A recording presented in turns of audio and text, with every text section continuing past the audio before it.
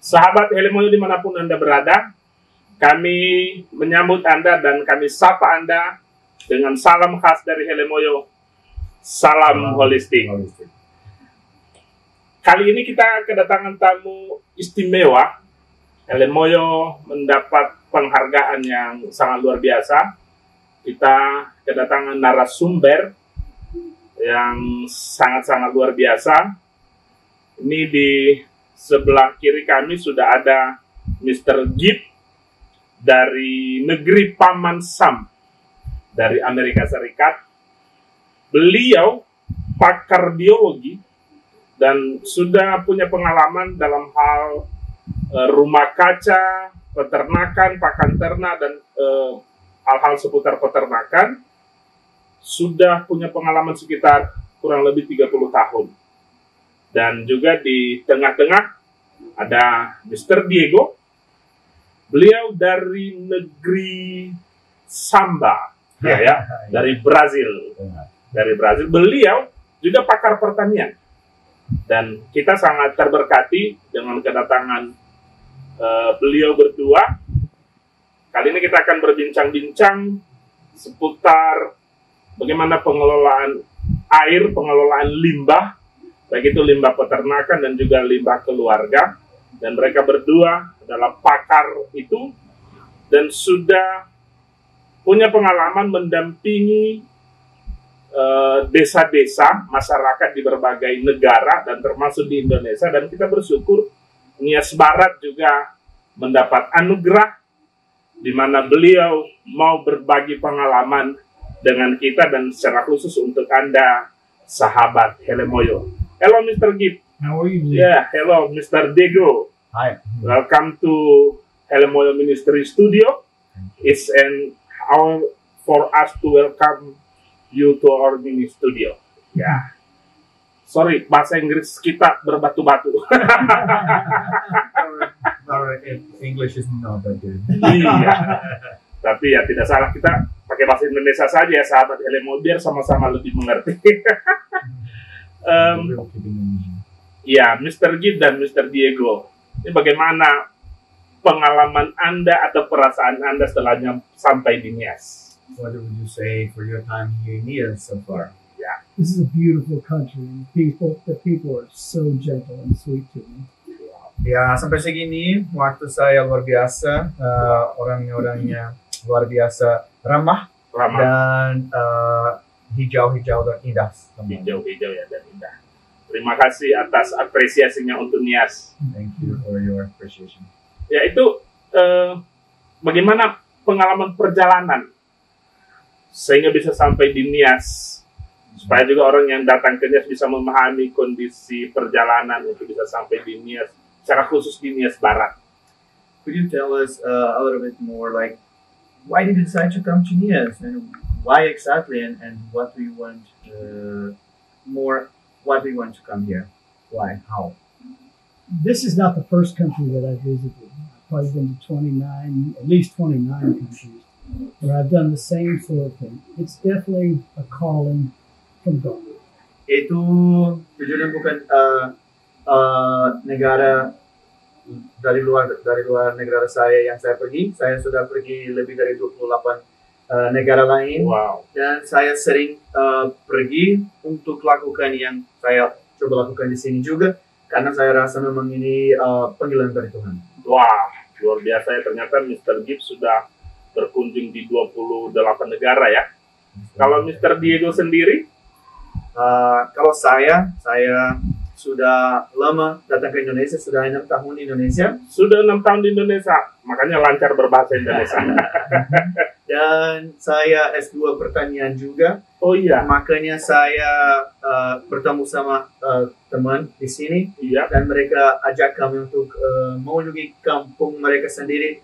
Dan karena ada beberapa hal pertanian yang kami bisa bangun bersama-sama, dan makanya saya senang datang. Wow, sangat luar biasa ternyata kedatangan dua beliau ini ke Nias, mau berbagi pengalaman seputar pertanian dan juga tentunya berbagi juga pengalaman seperti yang akan menjadi tema diskusi kita hari ini, yaitu seputar bagaimana pengelolaan limbah baik itu pertanian atau limbah peternakan dan juga limbah keluarga. Mr. Gip, ini bagaimana Anda melihat ini kami di Nias Barat sebenarnya mengalami satu pergumulan akhir-akhir ini, banyak masyarakat yang atau anak-anak balita yang mengalami sakit penyakit, yaitu diare. Yeah, we have seen here in the many problems, especially with diarrhea. People really die from diarrhea. Yeah. And how do you see this contamination, with the water problem? This is a global problem. Ini sebenarnya masalah dunia. Masalah dunia ya. I think one of the first things that needs to happen is the education of the people. Yang hal pertama yang kita perlu pikirkan itu juga seperti edukasi tentang air. Tentang air ya. And changing the way they have done things can be very difficult. Dan kami tahu mengubah pola atau cara yang orang selalu lakukan sesuatu itu susah, membutuhkan waktu. Water management needs to be at the forefront of all the leaders' responsibilities. Ya, manajemen air itu harus menjadi salah satu kepentingan yang sangat penting untuk setiap pemimpin. So the leaders have to find a way that's cost effective, but efficient and effective. Ya, harus cari cara yang seperti ongkos dan penghasilan itu bagus supaya tidak terlalu mahal, tapi harus ada efektif.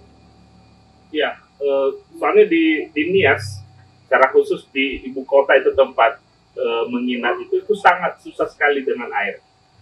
Sehingga itu masyarakat Nias itu lebih banyak berharap di pemanfaatan air sungai ya, air sungai, dan memang di beberapa daerah dan juga yang pakai sumur gali dan sumur bor. Dan satu hal yang tidak bisa tidak bisa kita jamin itu kualitas air itu sendiri. Yeah, one big problem that we have here because the people use more the water from the rivers and the water that they make like holes or so and they collect water in the hole, or maybe they drill and they get water from the soil. Yeah. Depending upon the water from the soil, it's generally clean and is drinkable. Water from the river or water from the holes is not safe. But then we need to come up with methods that we can purify that water, using filtration systems or even using solar generators to produce chlorine.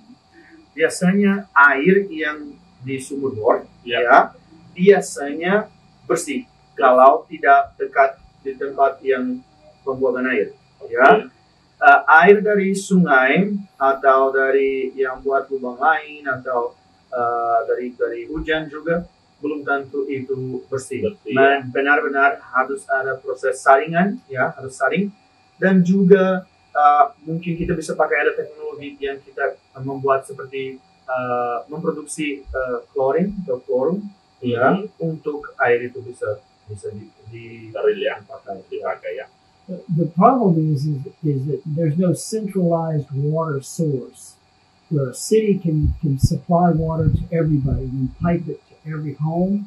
So each home, or maybe 3 homes, share the water purification. Maybe a small neighborhood could share the water purification. Ya, kami tahu yang biasanya jarang ada satu di satu negara atau satu kota, apalagi besar, tidak ada satu sumber yang bisa diberikan kepada semuanya. Yeah. Berarti kalau memakai air dari hujan atau dari tangki air, ada teknologi itu yang dengan klorin yang bisa satu itu bisa dipakai untuk 4 atau 5 keluarga. 5 keluarga ya. Ya, tapi kalau di sini di Nias Barat secara umum itu selain air sungai tadi ada air sumur yang digali. Namun itu kalau saya perhatikan secara khusus limbah peternakan itu kadang dekat dengan sumber air ini. sekitar 5 meter atau 10 meter. Jadi bisa berbagi pengalaman dengan kita bagaimana pemanfaatan atau pengelolaan limbah peternakan ini, dan mungkin juga nanti termasuk limbah keluarga ya. We see also like that they make the water reservoir or the hole where they take the water, or even the drill, but it's just like a few meters from the septic tank, Yeah. or even the pig place where they throw the clean from the pigs. Would you say that it could have the contamination? Absolutely, or that? absolutely. Mhm. Yeah, the soil is always porous. We think of soil as compacted and water can't pass through, but it's porous. And so in certain places, you can't put a septic tank within 100 feet of any water source. Ya, kita perlu pikir yang tanah itu bukan satu filter untuk semuanya, ya. Yeah. Tanah itu sebenarnya air yang kotor itu akan masuk, ya. Masuk ya. Mungkin lebih bersih sedikit, tapi itu masih sakit penyakit ada banyak. Dan kalau itu termasuk lebih dekat, bisa sangat terkontaminasi. Ya. Jadi sahabat Helemoyo, ternyata air buangan itu kalau dialirkan begitu saja di tanah itu belum tentu menjamin bahwa tanah bisa menyaring. Jadi ini butuh perlakuan khusus ya untuk air itu ya. Ya, katanya Bapak, minimum itu 50 meter 50 meter. jauh dari sungai atau dari sumber air yang kita punya. Kalau dibuang begitu saja ya. Ya, lalu tidak akan terkontaminasi sungai tapi kalau lebih dekat pasti ada kontaminasi. Oh, It's complicated by the heavy rains and the soil type, which is clay. Water moves all the time, so if it hits the clay, it can move laterally. It's only going to go so far, and then it's starting to go down too at the same time. Ya, airnya itu khususnya kalau sungai itu hujan banyak ya. dan bisa lebih besar lagi, Ya. ya itu artinya bisa ambil semua hal yang kotor yang ada di dekat lagi. Ya. Apa yang kita lakukan? Saya berbagi pengalaman dengan sahabat-sahabat Helemoyo. What would be a possible solution then for this? I just looking around and watching what's pretty much natural here is to raise the water tanks up off the ground. That would be one thing that would definitely change things. Satu hal yang benar bisa bantu, misalnya tetap ada tangki air, Ya. tapi sedikit diangkat dari Lebih tanah, tinggi, ya. lebih tinggi. Or store your water if it's in the ground and make your tank use some kind of cement or something to seal it. Ya, kalau di dalam tanah masih boleh, tidak apa-apa, tapi harus yakin yang kuat supaya tidak ada infiltrasi atau masuk air di sana atau di atas kalau ada banjir. Ya. Or even line your tank with plastic. But make it one piece of plastic so nothing can come in the side. Ya, atau bisa buat plastik itu untuk proteksi itu supaya nggak ada kotoran apa-apa.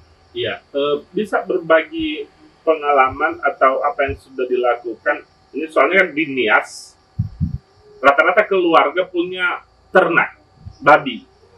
Mereka beternak babi, tapi limbah kotoran babi ini tidak termanfaatkan. Jadi itu saya khawatirkan itu bisa juga mencemari air walaupun berapa meter diambil jarak dari. Bagaimana pengelolaan itu bisa? There's several projects. One is Echo in Chiang Mai, Thailand. They're converting pig waste and basically composting pig waste and creating biogas. The byproduct is methane, which is a very burnable, usable gas. Satu proyek yang luar biasa yang saya belajar juga itu dari Thailand. Dari Thailand ya. Itu namanya proyek itu Eco. Mereka ambil limbah binatang itu dan dimasukkan di satu tangki di mana akan menjadi biogas. Berarti ada biogas yang free, yang gratis. Dan yang kedua bisa menjadi kompos yang itu sudah bisa dipakai di lahan pertanian dan itu fertilizer juga. So, jadi ada biogas dan ada kompos ya. Yes. Ini ngomong-ngomong, ini gas yang dihasilkan ini bisa untuk dipakai untuk memasak atau Bagaimana? Can we use this gas for cooking for the Oh stove? yes, it can be used for cooking or boiling water, Wow. or heating if you need to heat your home during cold periods. It's very useful. Now it doesn't burn as efficient as say propane or butane. Instead of burning with a blue flame, it burns with a red, orange, yellow flame. Ya, itu bisa memakai untuk buat api sama seperti yang biasa. Bedanya hanya itu warnanya. Ya. Yang biasanya kalau kita pakai itu tepung gas itu Ya. biasanya biru, Biru, yang dari ini kuning. agak kuning ya. Tapi bisa dipakai di kompor sama. And I'm saying that because it's not because of the gas itself. If we can come up with a pure form, it would burn much hotter. But because of the simple technique that we're using to develop this gas, it has impurities in it. It has moisture in it. And so it burns less hot. Ya, itu hanya basah, itu bakar tidak sepanas yang biru, Ya. karena itu seperti masih ada moisture, masih ada seperti sedikit basah, Oke. ya, berarti tapi juga bisa dipakai filter itu untuk basah itu sudah nggak ada. Wah, sangat luar biasa, sahabat Helm Mulia. Ternyata kalau bisa dimanfaatkan, limbah peternakan itu ternyata bisa memberikan penambahan penghasilan dengan tidak usah lagi beli gas, dan juga tentunya pupuk tersedia. Jadi itu dampak yang sangat luar biasa. Ini apakah bisa dikombinasi juga dengan kalau tadi itu kan limbah peternakan, kalau dengan limbah keluarga sendiri bisa dikombinasi atau bagaimana pengalaman? Kalau saya sendiri, saya dari Brasil, dan ini sudah teknologi yang sudah lama dipakai juga di Brasil, khususnya di daerah pedesaan, di mana pemerintah tidak bisa ada koleksi limbah dari rumah. Okay. Ya. Lalu ada teknologi yang kita bisa pakai sederhana saja, ya, yang kita bisa pakai, bisa dibuat sendiri di rumah untuk gabung kotoran manusia dengan kotoran ternak. Oke. Ya, memang kalau kotoran manusia saja, karena proses kita agak lemot, ya, yaitu pelan-pelan, Oke. itu lama untuk memproduksi gas. Tapi dan di dalam perut binatang semua lebih cepat, dan makanan mereka juga lebih ada banyak bakteri yang kuat. Berarti kalau kita gabung, bisa dua-duanya itu produksi gas banyak karena bakteri itu sama, dan itu biogas juga diproduksi juga. Itu saya lihat tadi sekilas di gambar yang sudah itu sampai ada 3 tank ya. Ya. Tempat bisa diceritakan apa masing-masing fungsi dari itu? Ya, 3 tangki itu penting sekali, karena yang pertama, 3 tangki itu tidak boleh ditutupi, harus di dalam tanah maksudnya, tapi tutupannya harus di atas supaya sinar matahari bisa itu menjadi lebih panas, dan harus hitam. Wah, ini berbeda ya. Kalau biasanya kalau kita buat safety tank itu ditutup di dalam tanah supaya tidak kelihatan. Ini malah dikasih nampak ya di atas supaya kena sinar matahari. Ya, karena kalau dingin di dalam itu prosesnya gas lama. Tapi kalau sepanas mungkin itu penting, dan panas juga penting kalau itu harus di atas 70 derajat Celcius. Karena di atas 70 derajat Celcius semua patogen mati. Berarti sudah di dalam tangki pertama itu 70 derajat itu akan mati semua patogen, dan itu sudah aman. Itu saya lihat di tangki pertama itu tutupnya warna hitam. Kenapa bisa seperti itu ya? Ya, itu memang bisa cat. Ya, bisa cat. Kalau tidak bisa beli yang hitam, cat itu sinar matahari akan panas, dan itu tahan panas itu, lalu prosesnya di komposisi itu cepat dan gasnya bisa keluar. Ya, waktu gas keluar itu patogen sudah mati, sudah bisa pergi ke tangki yang kedua. Oh, jadi ternyata dengan dicat hitam itu lebih menyerap panas ya, sehingga proses di dalam itu cepat panas sampai 70 derajat ya. 70 derajat, dan setelah itu dia akan pindah ke tangki kedua. Tangki kedua. Kenapa dipindahkan lagi ke tangki kedua? Itu sangat penting karena di tangki pertama itu tidak ada udara, ya, itu dinamakan anaerobis. Oh iya, tanpa udara ya. Tanpa udara. Tanpa udara. Yang di pertama itu tanpa udara, hanya gasnya yang keluar. Berarti 70 derajat, itu patogen sudah mati. Dan tapi masih ada bakteri yang bagus, yang prosesnya itu.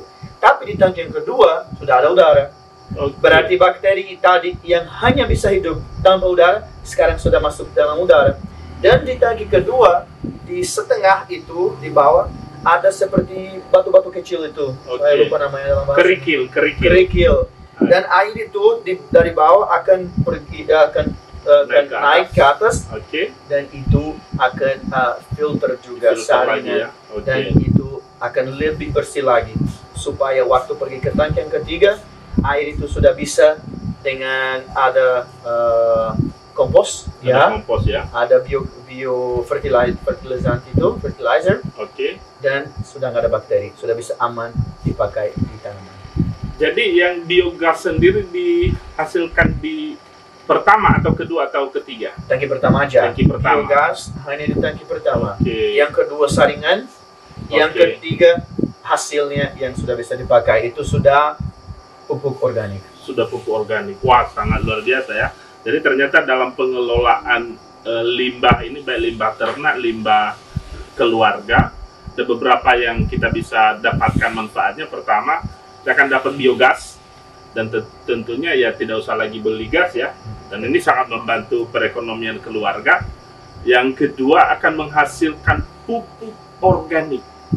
Pupuk organik, dan tentunya ya kita yang masyarakat Nias yang dari pertanian, tentunya ini sangat kita butuhkan sekali ya, pupuk organik, sehingga tidak tergantung lagi dengan pupuk yang dibeli dari pabrikan itu ya. Betul. Karena itu juga sangat merusak tanah sebenarnya ya. Ya, kita tahu yang pupuk kimia itu ada dampak dekat yang bagus, tapi yang dekat dengan dampak lama itu akan semakin lama, kita akan perlu lebih lagi tambah pupuk kimia lagi. Dan tanah akan hampir mati. Iya. Tapi kita harus tetap isi. Berarti itu akan ongkos akan mahal sekali. Mahal sekali ya.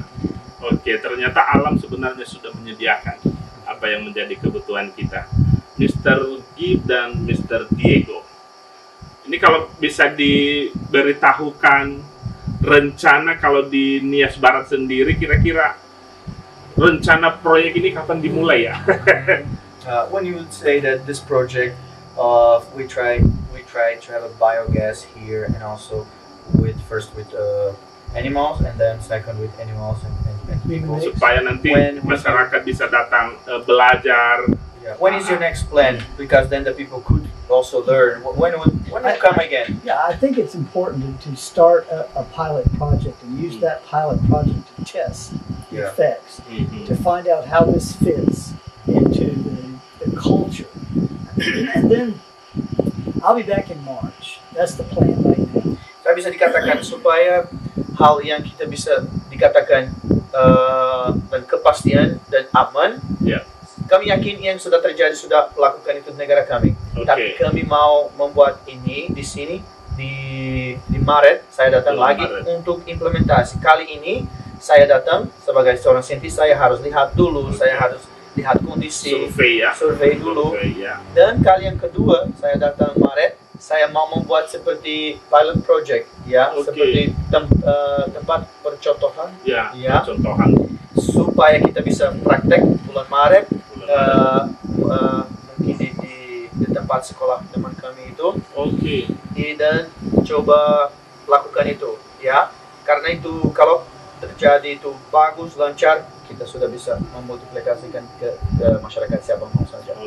Once the project is successful, it would be very important to train students to teach this.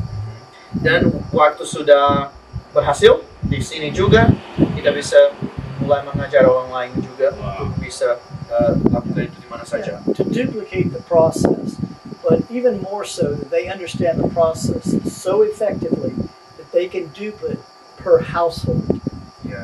Because it's going to be different in each household or even each community.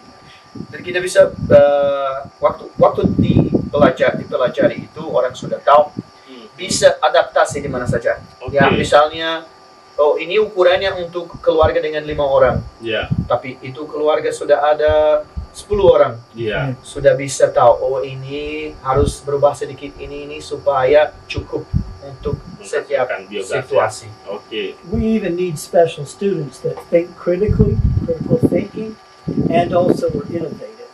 Ya, orang yang mau belajar, kami senang untuk mengajar orang yang kreatif, orang yang mau belajar hal baru, kami akan senang mengajar. Jadi sahabat Helemoyo, terlebih di desa-desa ya, kami himbau kepada kita semua bahwa tanggung jawab kita untuk menjaga kualitas air. Kita sudah merasakan bagaimana dampak ketika anak-anak kita mengalami sakit penyakit diare, dan tentunya itu juga ada hubungannya, ada kaitannya ketika air atau hasil limbah keluarga dan juga ternak tidak dikelola dengan baik. Jadi diskusi kita kali ini dengan Mr. Gib dan Diego adalah bahwa tanggung jawab kita bersama untuk menjaga air yang kita selama ini kita buang kemana-mana tanpa pengelolaan yang baik, karena tanpa kita sadari itu akan mengotori air yang juga nanti akan kita manfaatkan, kita minum, dan itu hanya akan menimbulkan penyakit. Kita tunggu bulan Maret tahun 2023 rencana ini akan kita mulai, dan nanti tentu akan kami beritahukan kepada sahabat Helemoyo, dan kita percaya bahwa desa-desa dengan pemanfaatan dana desa tentunya sudah mulai bisa memikirkan hal ini. Bagaimana masing-masing desa nantinya akan membuat hal ini, dan tentunya dengan Mr. Gib, Mr. Diego, dan juga sahabat-sahabatnya di Nias Barat tentu akan berbagi bersama dengan Anda, desa-desa.